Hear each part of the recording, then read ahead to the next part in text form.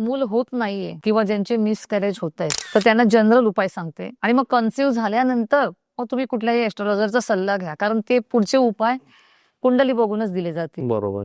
तर त्यांनी आधी काय करा, स्वतःच्या घराचं जे मेन मुख्य प्रवेशद्वार आहे त्याच्यामध्ये काय आवाज येतोय का, दरवाजा लावताना बघा असा कर कर आवाज येतो, तर ते नीट करा. बिजागरे वगैरे, कडी वगैरे. मेन गेट नेहमी चांगलं पाहिजे, सुंदर पाहिजे, स्वच्छ पाहिजे. ओके. एंट्रन्स सुंदर पाहिजे आपला प्रत्येकाचा. प्रत्येकाचं. त्याशिवाय तुमच्या उमरेमध्ये चांदीची तार बसवा, त्यानेच मूल कन्सिव्ह होणार आणि राहणार पण. मूल राहिल्यानंतर पुढचे उपाय तुम्ही ऍस्ट्रोलॉजर कडून घ्या. तुमच्या कुंडलीनुसार मूल राहणार, नक्की राहणार.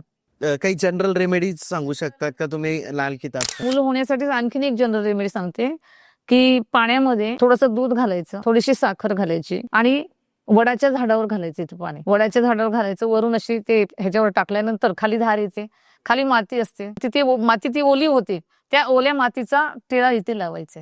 आपली ही जागा म्हणजे मंदिर आहे. लाल किताबमध्ये खूप चांगले चांगले कॉन्सेप्ट आहेत. आपण जे काही उपाय करतो ना त्याच्या मागे लॉजिक फार वेगळं असतं.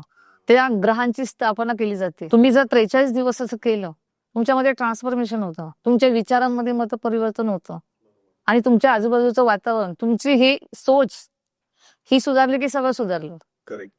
आपोआप सगळ्या परिस्थिती घडून येतात.